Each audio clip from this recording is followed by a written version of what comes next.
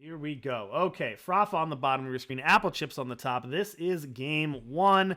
Let's get that hand cam up for everybody to see. We've got 3 power, a Praxis Trove, a Krull, and a Kindling Carver. Not the greatest hand for Applechips, but they do have a Carver to draw some cards. They have a Trove to get some units, and they have a Krull that they might be able to juggle with some merchants later on. But Frafa off to a pretty good start, getting out that Hojin Crownbreaker, playing that Justice Sigil. That's going to put it up to a 4/3 lifesteal and a bubble shield to protect it. And here you go. This is your first look at the new Huntress in a competitive environment. 3 cost 3/1, still with Killer, Imbue, and Plunder. Still a very good card. Don't be surprised. Ooh, Ilya was a good name. Cast Iron Shadow. I like Cast Iron Shadow. That's pretty good. I like that name, Ilya. So they did, Frafa did play a Kira on the board, and that makes me think that they're gonna play a spell to draw a card to amp up Hojan. Yeah, pretty good option with the Bubble Shield. Now, Bubble Shield has a second mode, which is Primal. Primal, you gain an Aegis as well as the unit.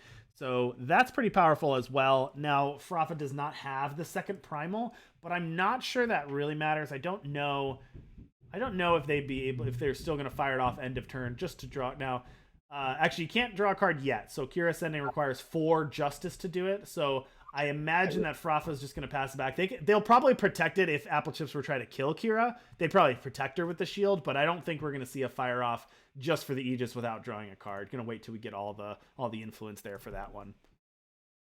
All right, we'll see if these snowballs come out. Go no end to hold them. As we mentioned, we saw this before. Going to grab the power, which is going to be able to get you that 4/1 Sellsword. 2 cost unit. Hooru Painting. Wow, good draw for Frafa, even though it comes in depleted. Oh, there's a snowball. Let's get some snowballs in chat. Taking out the Carver. Love to see it. Snowball killing a Carver.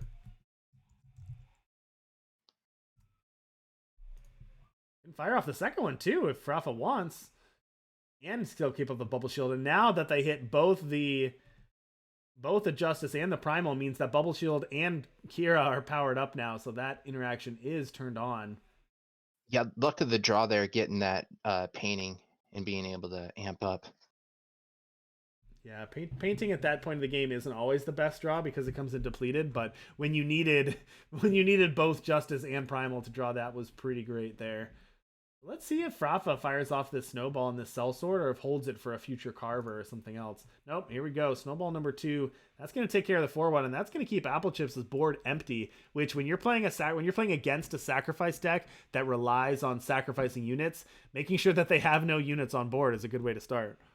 Oh, is he gonna give this Crafty Cultist Flying? And a Grenadin?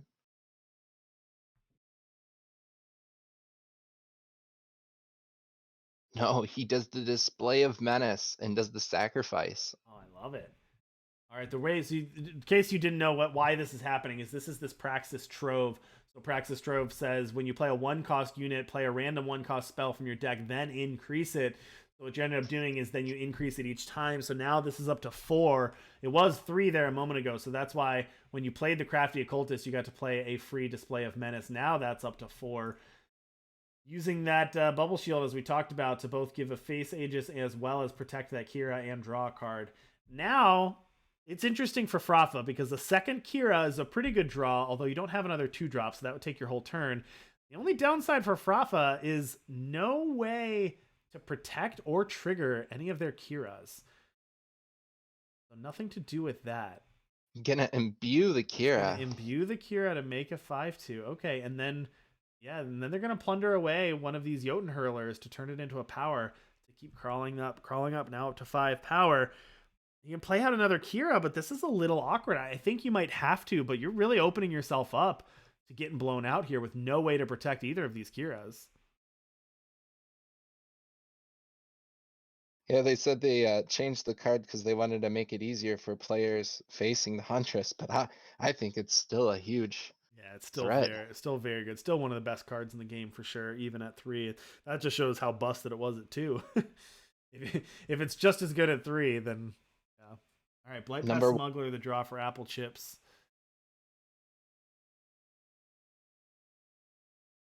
Number one in the top 25 units of the open as well. Yeah, that doesn't surprise me. Back when it was 2 cost and it was played in all the even Feln decks as well. Not surprising that that was the number 1 played card. All right, Crafty Occultist. Summon. Discard 2 cards, draw 2 cards. If you discarded a spell, it gets flying. If you discard a unit, get a Grenadin. Did not get either of those triggers, but did get a Krull, which allows them to play another Crafty Occultist from the Void. And then that one is going to fire off a Grenadin. Here comes that controversial Mother of Skies along with the Grenadin drone. So I mentioned how important it was to keep the board clear against a sacrifice deck. Well, it's not really working this time. This is going to be a little tougher for this Hooru deck here. A 1/4 flyer the first time you play a multi-faction unit each turn. Play a 1/2 Cloud Snake with flying. That is a lot being thrown at you, especially for flyers. It is, and Applechips has 3 multi-faction units in hand. Also, if Applechips is able to go to the market this turn and grab that Shrine to Carve It, in addition to making out these 1/2s, they're going to be able to hit for a lot. But Huntress has something to say about that. Number 1 card in the format for a reason. Going to take out that Mother of Skies. It's going to stay a huge unit. Maveloff Huntress is from the Argent Depths set. And that's actually number 2 on the set usage of the top 25 sets out of the 5K open. Yeah, makes sense. So if you're a newer player looking at what sets to get, what expansions to get, here we go. That is a good resource for that. And players can find that on Eternal Warcry, correct? Correct, yeah. EternalWarcry.com. And oh, my dog wants out. Direwolf. Let me let my dog out. I'll be right back. No worries. And here comes that Shrine to Carve It, as I mentioned. Kindling Carver, a free sacrifice effect. Exhaust Kindling Carver to sack a unit. We're going to sacrifice a Grenadin drone. That's going to give all of our units +2 lifesteal and charge. Very strong card, that Shrine to Carve It, especially when you've got a wide board. And Applechips going to attack in for approximately 1 million here. Pretty sure that's the accurate math. Going to change those life totals to 38 to 8. And even worse than that, can do it again next turn. Can do it again every single turn if they want, as long as that Carver lives. Can attack in with Kira here. Play out a second Kira for Frafa, but they're in rough shape here. No way to trigger the Kiras, no way to draw cards. It's rare. This Hooru Kira deck is usually all about just playing units, drawing cards, playing units, drawing cards, but with no way to draw the cards, just playing out these, essentially naked Kiras, not really where this deck wants to be. And Applechips has got to do this math here and might just have lethal here, depending on what's in their hand, what they can do. But at the very least, can attack for a ton. Remember, all the units have charge as well, so fresh units get played as well. Here's a Berserk Merchant Smuggler, and yeah, there we go. That's Frafa's just going to toss it in. Applechips going to take game number 1 with their version of Menace Trove. That was just too much lifesteal coming at you. Too much indeed. All right, Applechips, as we mentioned, one of our ranked players here. Here is their Trove build while we're getting players ready for game 2. Remember, this is best of 3. Applechips going to take game number 1, number 16 on our leaderboard, taking it against our number 21 player on our leaderboard. So 2 ranked players, both trying to get this invite to the Invitational. Good matchup between 2 very qualified players here for sure. Yeah, there's a lot of heat here in this match for sure. Trying to get in that invite.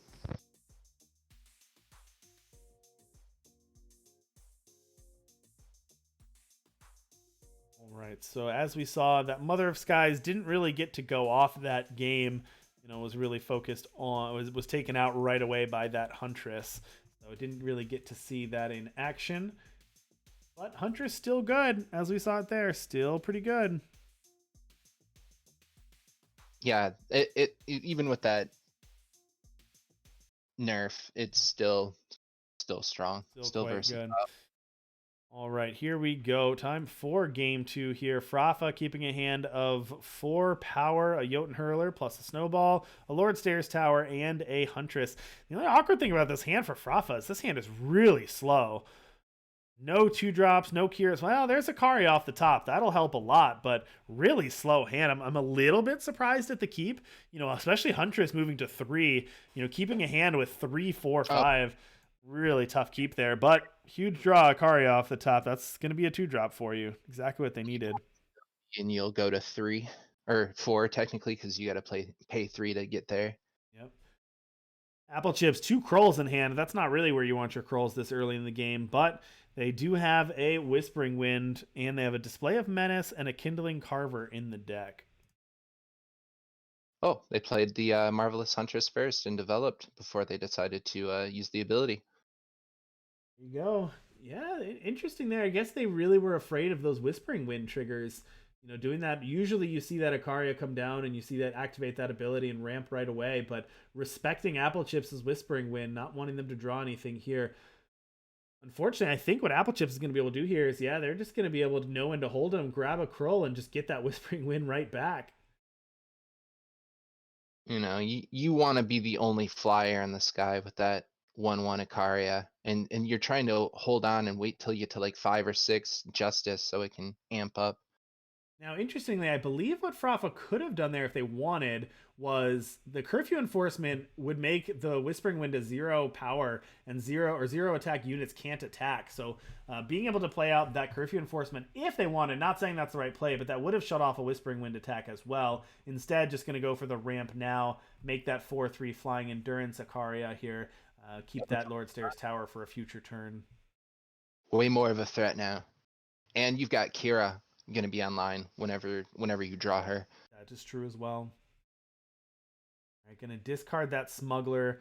That was a nice little, it happened fast, but that was a nice little interaction. So attacking with Whispering Wind, discarding a Blight Pass Smuggler, which drew Applechips a Krull, which allowed you to replay the Blight Pass Smuggler based on Krull's ability for free there. So basically getting to play the Smuggler for free from your hand, essentially skipping a step there on the Whispering Wind attack and now being able to go to the market. So really nice synergy there for Applechips.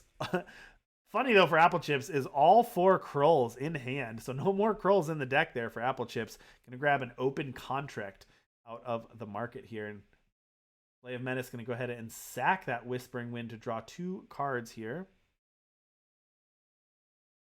Yeah, I'm really interested in seeing how many Krulls were actually in this whole entire tournament. Oh, I'm sure a ton. All right, gonna draw. They're gonna hit a Smuggler there. They also have the open contract if they want to get rid of this Ikaria while Frafa is tapped out. Yep, no protection spells up. Nothing can protect that. There goes that Ikaria down. Valkyrie Enforcer the draw here for Frafa, which is fine. But shutting off a Smuggler at this point, not irrelevant because of the Berserk, but not really your greatest silence either. Yeah, so I'm surprised there was no Taras in this deck. Yeah, no Taras at this point. I don't know if there's room. The Kira deck's pretty polished by this point. People have been playing it for a long time now. But yeah, Tara's a pretty sweet card. I'd love to see more Tara. We'll have to see that. I'll stake the claim now, though, Aqua. In the Expedition Open coming up in a couple weeks, I guarantee you we will see plenty of Taras in that tournament. I hope so. All right, now here comes the tower after the Valkyrie Enforcer. I'm just going to get a pair of 1/1 flyers. They're 1/1 Valkyrie Trolls, the twins, if you will. Lots of, flyers. If gosh, the only way this could get better is if you had some bubble shields on these guys. That is true. Unfortunately for Frafa, not being able to hold up the intrusion or the bubble shields. Now, better use on Kiras and Hooru envoys and things that give you, value for targeting them. But Frafa has the awkward position of really hasn't been able to hold up anything all game long, which they've used all of their power every turn, which is pretty great, but not really being able to hold up a bubble shield or a Silverblade intrusion. But to their defense, they haven't had a Kira or Hooru envoy anyway, so it's not like they've really missed out on a ton of value. Yeah. Surprised they haven't drawn a Kira or a Hojan yet. Yeah.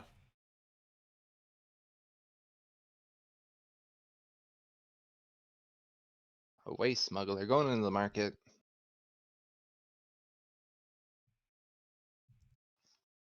What is Applechips gonna grab? Edge of Uprising, Dark Purveyor, Shrine to Carvet, Open Contract, Combust. Grab that broken contract. Gonna get that free 4/1 as we mentioned, and here comes that Combust. Gonna sack that free unit they just got to take care of the 3/3 flyer. Back in with the smuggler. Just gonna deal 1 damage to the site. That site has 2, so gonna stick around a little bit here. But now, for the first time, Frafa is able to pass with Intrusion and Bubble Shield up. But again, a little awkward because it's really just the 1/1 Valkyrie, which aren't the greatest things to protect anyway. So, a decision here whether you want to Ironclad Oath and give one of these +4/+4, which is fine, but it doesn't really do much. It just hits in for damage. Or use that Curfew Enforcement and shrink Applechips' board. I assume we're just going to see a Curfew Enforcement shrink the board. Yeah, that's what we're going to do. Basically nullifying those units from an attack standpoint. Unfortunately, Applechips setting up Sacrifice doesn't really care if their units can attack or not, because Kindling Carver is just going to turn those into cards. Yeah, just how about you take that O2 and you turn it into a free 4/1. That's pretty good. This is a better option of play instead of just blocking with the 1/1 flyers. And you got that Valcap that's been perplexed. And now Frafa's able to do that. Here comes Snowball. Snowball's in the chat again, taking down a Kindling Carver. 5/5 this for this turn. Going to be able to play out this Ikaria, and this time with Silverblade Intrusion and Bubble Shield backup, and that's important. This actually has worked out well for Frafa, because able to ramp the Ikaria and hold up both protection spells to protect this Lord Stairs tower, so very likely that is going to go off next turn and get that Rota Stairs Adjundant here. That's a mouthful to say. Have an 8 sigil, 8 Justice Sigil, then you just draw a Kira, and then you're pretty much lethal. Yeah, this is pretty good here. Pretty good setup for Frafa. Applechips has just had such an awkward hand this time. Has been doing really good, but it's just kind of an awkward hand. Has 2 Krolls in hand. Now they have a Smuggler. So what they can do is they can... I don't know if does Smuggler to the market to get the other Krull even do anything? I mean, you're going to be down to 1 power if you do that. You guess you could get a Kindling Carver back, but it doesn't seem amazing. Here comes that free block on that Valkyrie Patrol. Here comes the Smuggler. Let's see if Applechips grabs a Krull.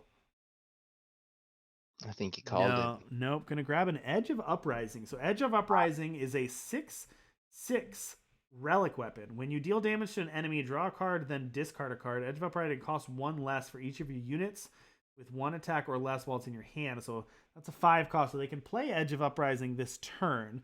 There's a 6/6 relic weapon.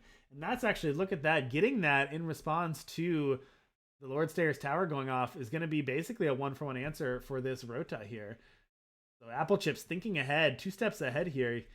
But Frafa having that protection, you know, I'm sure you're familiar with that in chess, right, Aqua? A lot, thinking 2 or 3 plays ahead. Yeah, you always have to. That or just analyzing the board position and seeing what imbalances you can create. Yeah, absolutely. Well, Applechips doing that there, but unfortunately, Frafa had the protection. Nothing Applechips could really do about that protection. I mean, you had to go for it. It's not like holding back is going to make it any better. But unfortunately, having that protection there means Frafa is going to take game 2, and we're tied up. We're going to go to a game 3 here between Applechips and Frafa in a moment. Yeah, you could see Frafa going, oh, I'm going to attack with this Ikaria, and then going, oh, no, I'm not. And then, oh, wait, it has endurance. Yes, I will attack. Yeah, most of our matches are done. We've still got number 1 Hey Why You going, as well as Ambivalent Thoughts versus Phoenix still going, but we've got most of the other ones finished up here. So this is one of our last matches in the round. We've got 2 other matches still going at this point. Otherwise, we might time this well and finish up with the last round here.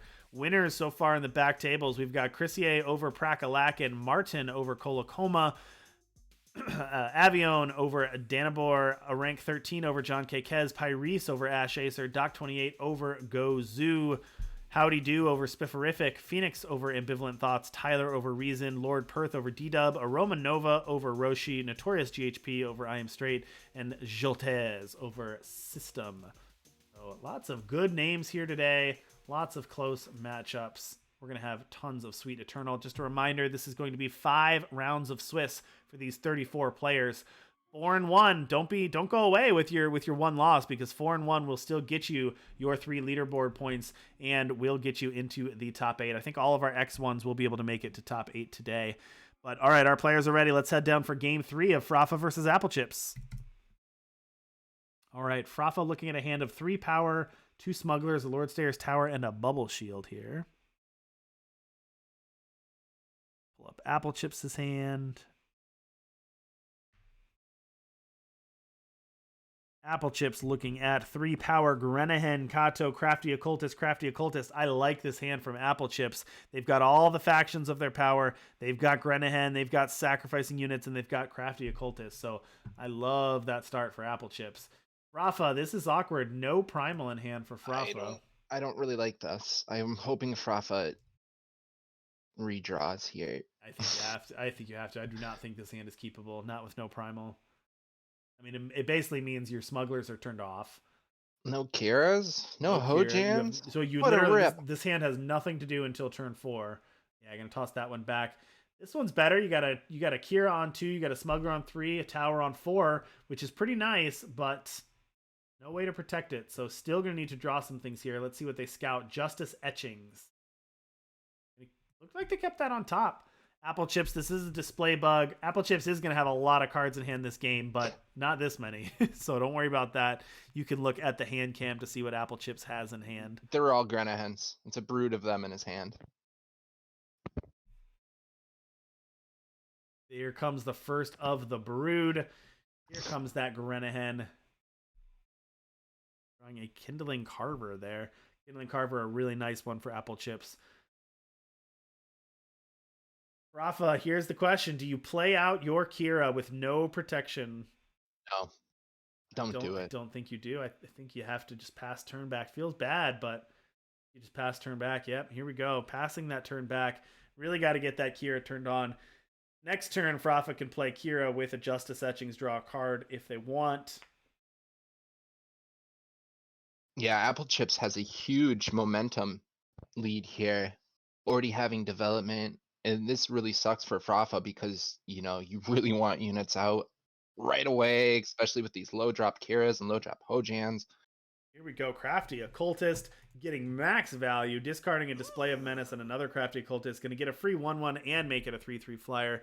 Imp OW, thank you so much for the follow. We really appreciate all the follows here, making these tournaments happen. It's all for you, the community. We really appreciate all the support to keep growing this tournament series, getting more fun Eternal for everyone. Frafa going to the market, played that spell on the Kira and was at 5 Justice Sigils, so actually gets to draw a card. Gets to draw a card, and look at that, drawing a Bubble Shield and a Silverblade Intrusion. True, that was huge to draw that for Frafa. That means Frafa can start going off with Kira. Let's just see if it was too late, though. If Applechips has had plenty of opportunity to set up here, so Frafa a little bit slow out of the gates, but they've got what they're looking for. They've got the Kira, they've got the protection, but is it going to be too late? Because Applechips has 7 units on board. This is too much.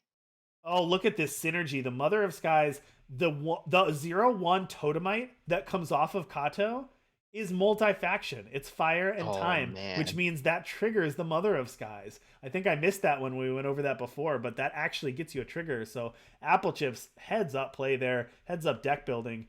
7 units out for Applechips. Rafa going to go with the tower with protection here. But let's see what Applechips can do. Can they get a shrine to carve it? Not quite yet, but pretty soon. This is nice for Frafa because not only do you get the 2/1/1 units, but then you got the Lord Steyer's Tower, which is kind of a distraction. It makes your opponent focus on the tower instead of you.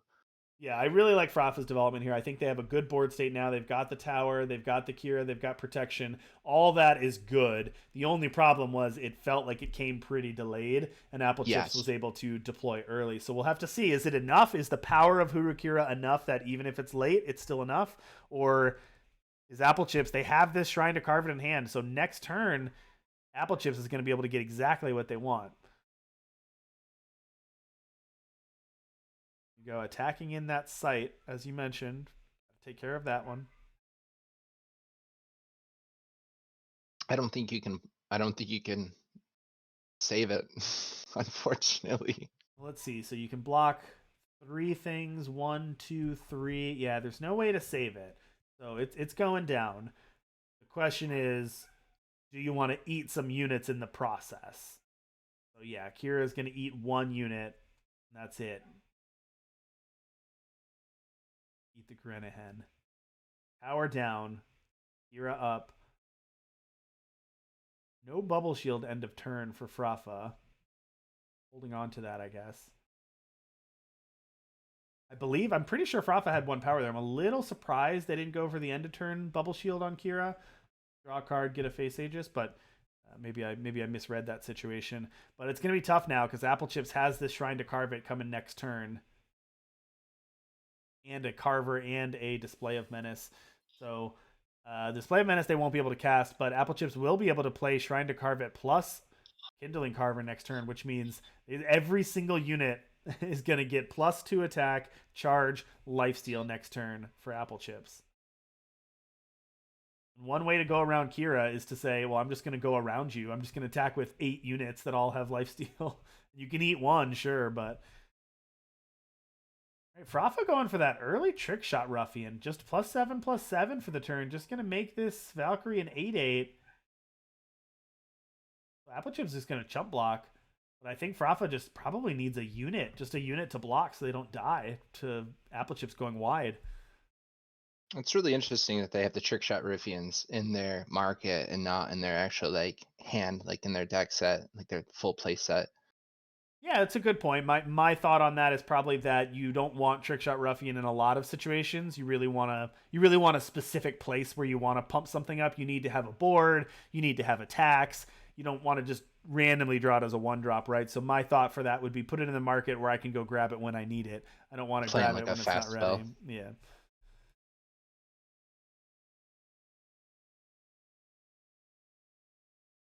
All right, here we go. Applechips playing out that Kindling Carver first. They hit a Krull, which is going to allow them to play another Kato here. And here comes that Shrine to Carve It.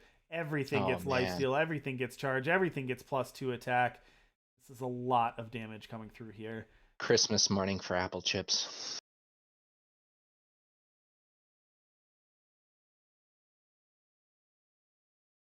Go. So going to fire off that Silverblade Intrusion. That's going to give some free blocks for Frafa, but as I mentioned, it's going wide is the problem here. Applechips says, sure, you can eat one of my units with Hooru Kira. Sure, you can draw a card. That's fine, but I'm just going to go around you with 8 other units that you can't block. GHP in chat brings up a good point that we hadn't really talked about. Early in the game, Frafa didn't, if you remember on turn 2, Frafa did not deploy out their Kira, waiting to hold up for protection. But to GHP's point, this Applechips deck isn't really about removal, right? There's not really removal spells. It's more about setting up my own units and setting up my own engine. So there may not have been a lot of danger. Maybe Frafa would have been better set to just play out the Kira on turn 2 without protection, because Applechips really only has like 1 card in their main deck, or maybe 2, that can even deal with Kira. And we definitely saw that hurt. Frafa basically missing a turn or 2 of deployment early in the game definitely has punished them this game. So I'm curious if it was actually correct to play Kira naked on 2. Yeah, you don't want your Kira to die as soon as you bring it out, and you're always used to like getting burn spells or decay or whatever thrown at you. Just snowballs kill you. So yeah, you're so ingrained in us to not play out your Kira without protection, but maybe you were supposed to here, and that's going to be tough. So Applechips, too much there for Frafa. Applechips is going to take that one 2-1. So congratulations to Applechips moving on to 2-0 today. And that's going to be time in the round. That was our last